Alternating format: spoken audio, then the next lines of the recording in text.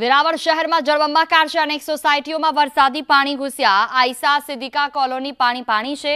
મુસ્તફા મસ્જિદ road વિસ્તારોમાં પણ પાણી ભરાયા છે। મિસ્કિન કોલોનીમાં ગોઠણસમાં પાણી ભરાઈ ગયા। પાણી ભરાતા લોકોને હાલાકી સર્જાઈ છે। અનેક સોસાયટીઓમાં વરસાદી પાણી ઘૂસ્યા છે। આઈસા સિદ્દીકા કોલોનીમાં પાણી ભરાઈ ગયા। અવરજવરમાં તકલીફ, જલભરાવને કારણે સ્થિતિ વણસી રહી છે। વાહનોને પણ પસાર થવામાં મુશ્કેલી થઈ રહી છે।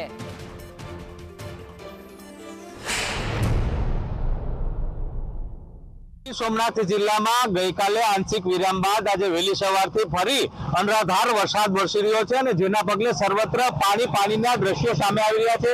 આપ જોઈ શકો છો, આ વેરાવળથી સોમનાથને જોડતો જે નેશનલ હાઈવે છે, આ નેશનલ હાઈવેના દ્રશ્ય છે। નેશનલ હાઈવે ઉપર આખી પાણીની નદી ફરી વળી છે।